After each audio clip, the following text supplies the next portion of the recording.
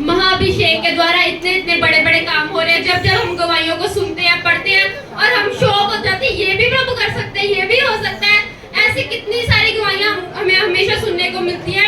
और ये बहन प्रियंका है और ये बता रहे कि पिछले दिनों के अंदर ये बहन के पिता जो है बहुत ज्यादा बीमार हो चुके थे। ये बहन गांव में गए, अपने पापा को डॉक्टर के पास लेकर गए, तो डॉक्टर ने बोला कि उन्हें किडनी का कैंसर हो चुका है, जिसका उनको ऑपरेशन करवाना होगा। और वो बता रहे थे डॉक्टर कि हम ऑपरेशन की भी कोई गारंटी नहीं लेंगे कि ठीक होगा या नहीं होगा, बचेंगे नहीं बचेंगे, वो कोई रिस्पॉन्सिबिलिटी नहीं ले रहे थे। कह रहे कि आप उनकी सेवा कर लो।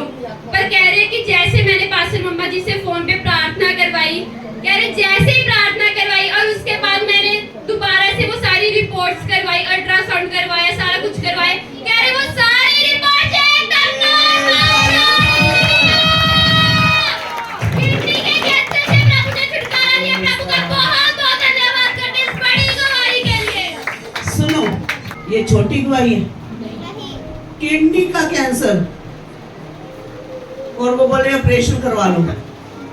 ऑपरेशन करेंगे, किडनी निकाल देंगे, पहले तो जिंदगी आधी होगी, दूसरा उसकी जड़ नहीं जाएगी कभी भी कैंसर की, वो फिर से फूटेगी, वो दूसरी किडनी में जाएगी।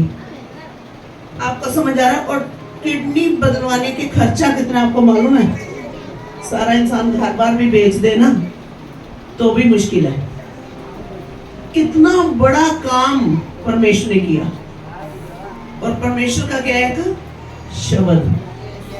प्रभु ने मुंह दी एक मार, फूक दी मार है, कह लो। छोटी गवाही है, किडनी का कैंसर। और इसके पापा की हालत इतनी सीरियस कंडीशन थी कि जब ये फोन पर प्रे करवा रही थी, रो रही थी, ये भी इसका फैमिली, और कितना टाइम ये वापस भी नहीं आ पाई इन चीजों के कारण। इतने हालात खराब थे।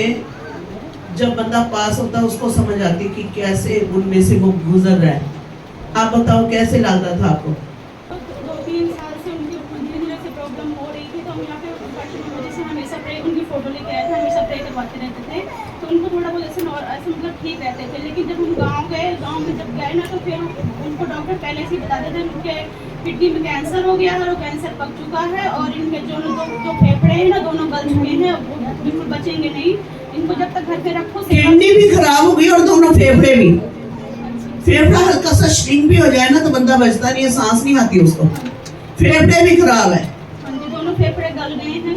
तो मैं अपने भाइयों को बोलती हूँ कि इनको ले जाकर एडमिट क्यों नहीं करते, तो कहते हैं कि इनको एडमिट करने से कोई मतलब ही नहीं है, वहाँ पैसे फालतू फूकना है। तो इनकी किडनी में कैंसर हो गया है, इनके दोनों फेफड़े गल गए हैं, तो इनको क्या मतलब है? हमने कहा, फिर पास्टर मम्मा जी के पास फोन लगाई, फिर पास्टर मम्मा जी का एक बार इनको पहले ये यहाँ पर बताती थी कि प्रे करो, प्रे चल रही थी, लेकिन जब वहां पर जाकर कंडीशन देखी, उसके कान में जब प्रे हुई, जब उसको सारी हालात इसने देखा, उसके फेफड़े गल चुके हैं, उसकी किडनी खराब हो चुकी है, और तब जब उसके कान में फोन पर उसको बोला विश्वास करो प्रभु पर, और उसके कान में प्रार्थना हुई। हाँ, जी का एक बार तुम एडमिट कराओ और फिर से चेकअप कराओ। फिर हम लोग जब उनको एडमिट करवाया गया और चेकअप करवाया गया, तो डॉक्टर ने कहा कि इनको कोई दिक्कत नहीं है, सारी रिपोर्टें नॉर्मल आई है, कोई कैंसर नहीं है, कोई। डॉक्टर अपनी ही रिपोर्ट को झूठा बता रहे हैं। फेफड़े ठीक हो चुके हैं। ये कौन सी ताकत है? गले हुए फेफड़ों को नया कर दे, नया लगा दे। सड़ चुकी है कैंसर से, आपको पता किडनी में पस पूरा वो गल जाती है और वो किडनी नहीं होगी। कौन है वो?